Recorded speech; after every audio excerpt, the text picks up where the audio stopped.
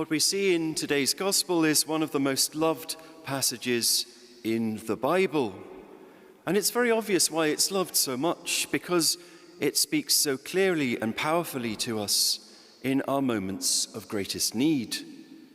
There isn't one of us who hasn't felt a great burden at some point or another, felt that we're being overwhelmed and have little energy left, and that what we have to deal with is too much. And so to hear what Jesus has to say today is as welcome as the flowers of spring in such moment.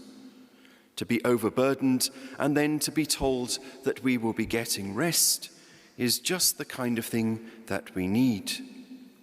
And what's more, at the beginning of today's Gospel, we get access to Jesus' prayer to his Father, his prayer of thanksgiving. So we know from this prayer that what Jesus is saying comes right from the heart of the intimacy with the Father, from the depths of that relationship which is at the heart of God himself. And that is who can give us rest. But it's worth pausing a moment, because we need to ask ourselves, as we are wrapped in the comfort of this well-loved passage, whether we do in fact see God as a source of our rest, and having seen that, then actually going to him to get that rest. What I mean is that when we think about it, are these words just a comfort for us because we know that God is there to give us rest? Or do we know this to be so because we have gone to him and experienced the rest that he will give us? This distinction is vitally important for us to grasp. It's important because very often in the midst of our difficulties, there can be a sense that God is far from us rather than being close at hand.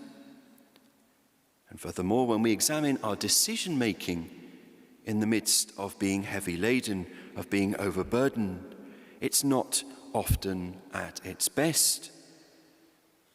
Very frequently, God, who should be our first port of call in any distress, is in fact a kind of last option when all other options have failed. Some of the places we have gone to find our relief, to get some rest, may have been less than helpful, may even have compounded our difficulties and added to our burden. We all have some sort of go-to stress relief when things become too much. Maybe we reach for the bottle, or we pick someone to have a fight with, and other such things. We all have, as it were, our favorite poison, or we all show our Achilles heel under stress, and we know that we are left worse off as a result. What Jesus encourages us to do is to take his yoke upon us. And in my mind, at least, it would seem to me that it would mean that he wants us to come alongside him, to tether ourselves to him and to learn from him. He will take the lead, show us how it is to be done. But he does that by being, as it were, in it with us, close to us, pulling with us to make it possible for us to bear our load and to do our work. The incarnation suggests as much. The yoke, this wooden device to keep two animals working together, to plough or to do some sort of work, is often taken to be representative here of God's law. And in fact, that seems very plausible. But we see in the intimate act of thanksgiving Jesus offers to his Father, how he says that he makes the Father known to those whom he chooses to reveal him. And so the yoke is that place of learning, where we are drawn close to Jesus to receive, yes, the law, but not only the law, rather everything he wants to offer to us. It is the place of being drawn close and being linked to him so that we can receive whatever is life-giving from him.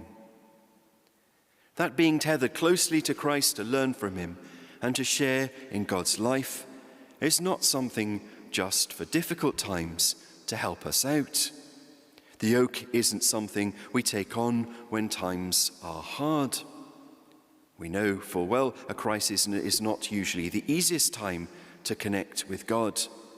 He's, as we've said already, very often our last resort. But if we would want things to be different in our struggles, if we would have him as our first port of call, then we need to learn to live each moment of our day-to-day lives linked closely to him, alongside him, learning to live the easier, less burdened, humdrum moments of life with him. We need him to always be our first port of call. Our relationship with him needs then to be a constant feature of our lives. And if it is so, then with the difficulties of our life as they increase, we will already be close to him, close to God, tethered to him in Christ, sharing that burden and learning from him. The place of encounter where we learn to take on that yoke and tether ourselves to Christ is above all in our prayers. There is no Christian life, no discipleship, if we simply know the content of our faith but do not respond by regularly, deliberately, consciously placing ourselves in God's presence and saying our prayers. We can know everything there is to know about the scriptures, about doctrine, about morals and church history, but unless we are people who pray, there is no real life of discipleship. We are kidding ourselves if we think otherwise. And not just that, we're denying ourselves a wonderful, life-giving intimacy with God, which far surpasses any of our expectations. So let's recommit ourselves then this day to nurturing that life of prayer, to recommit ourselves to taking moments each day to train ourselves to be with Christ, sharing our lives with him and open to learning from him. If we want him to be our refuge, our strength and our rest when times are hard, let's commit to making sure that he is our constant companion and guide each and every day, so that when we are tested most of all, he is our first port of call.